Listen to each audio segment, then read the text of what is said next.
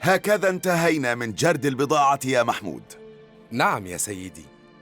سأغيب في رحلتي 7 أيام، وتركت لك كتابا فيه كل الديون التي لنا والديون الأخرى التي علينا.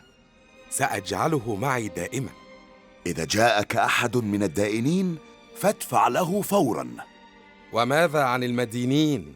رفقا بهم يا محمود، الناس في ظروف صعبة هذه الأيام. الله المستعان. قبل أن أرحل يجب أن تنتبه إلى شيء مهم. بعض من هذه الملابس فيه عيوب صناعة، عليك ألا تبيعه بسعر الملابس السليمة. يجب أن تنبه الزبائن إلى ذلك، وتبيع الثوب المعيب بنصف ثمن السليم. حتى لو غفل الزبون عن ذلك العيب؟ لو غفل الزبون لن يغفل الله يا محمود. سبحانه مطلع علينا، وإذا عصيناه في تجارتنا فلن يبارك لنا فيها. اطمئن يا سيدي، سأنبه الزبائن إلى الأثواب المعيبة وسأبيعها لهم بنصف الثمن إن شاءوا. فتح الله عليك. السلام عليكم يا شهبندر التجار. عليكم السلام يا سيف الدولة. جئتك من سفر طويل لأحقق الحلم الجميل. أي حلم تقصد؟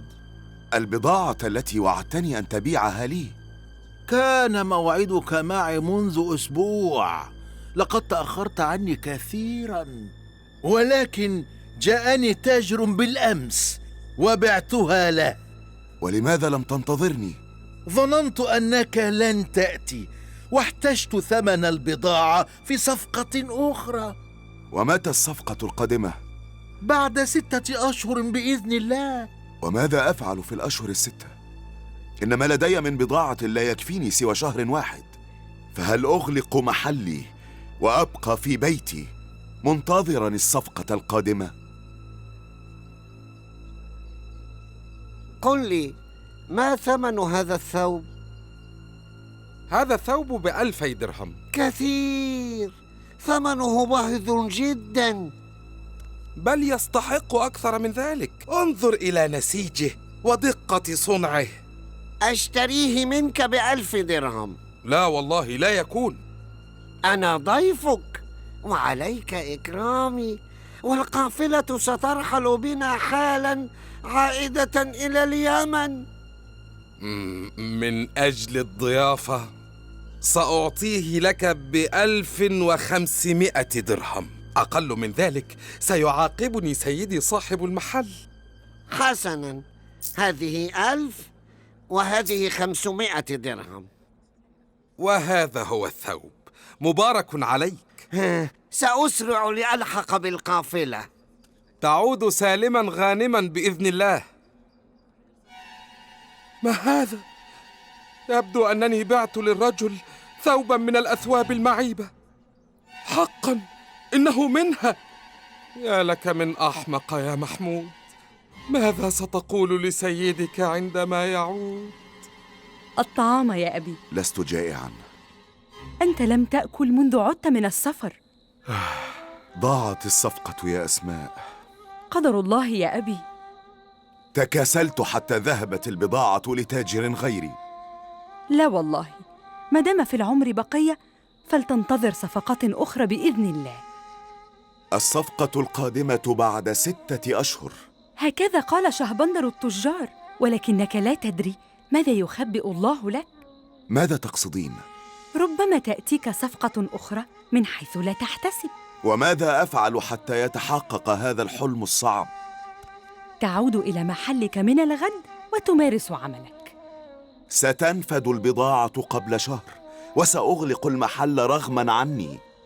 أحسن الظن بالله وتفاءل بالخير تجده إن شاء الله. ونعم بالله.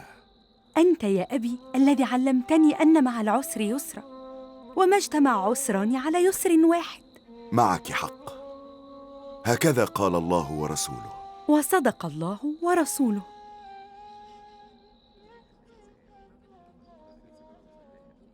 سيدي، حمدا لله على سلامتك. شكرا يا محمود.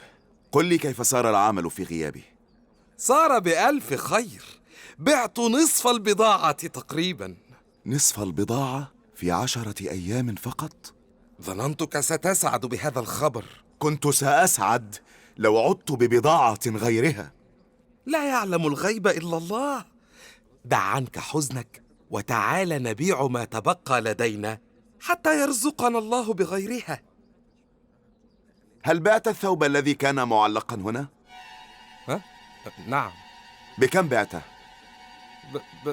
ب1500 درهم. كيف؟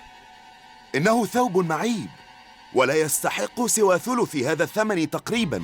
والله يا سيدي ما تنبهت إلى عيبه إلا بعد أن بعته. ولمن بعته؟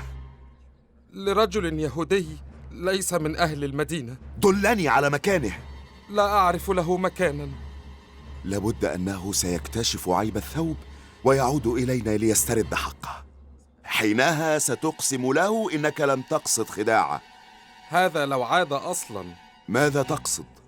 لقد اشترى الثوب بالأمس ثم أسرع ليلحق بقافلته وعاد معها إلى بلده. أواثق أنت من ذلك؟ نعم، هو الذي أخبرني. وأين بلده؟ قال لي إنه من اليمن. إذن سألحق بتلك القافلة من الآن. علني ألتقي به في الطريق. تسير وحيدا في الصحراء كل هذه المسافة من أجل أن تعيد لليهودي 1000 درهم؟ نعم، لا أستطيع أن ألقى ربي وفي رقبتي ذنب ب1000 درهم. انطلق التاجر سيف الدولة في الصحراء يبحث عن قافلة اليهودي ليعيد إليه ماله. الجو شديد الحرارة والسفر طويل. ظل التاجر سيف الدولة على ناقته في الصحراء. كلما وجد قافلة سألها عن الرجل اليهودي فلا يجده معهم، حتى وجد في اليوم الثالث قافلة توقفت لتستريح على الطريق. السلام عليكم. مرحبا. لم يردوا بتحية الإسلام فعرف أنهم غير مسلمين. من أنت؟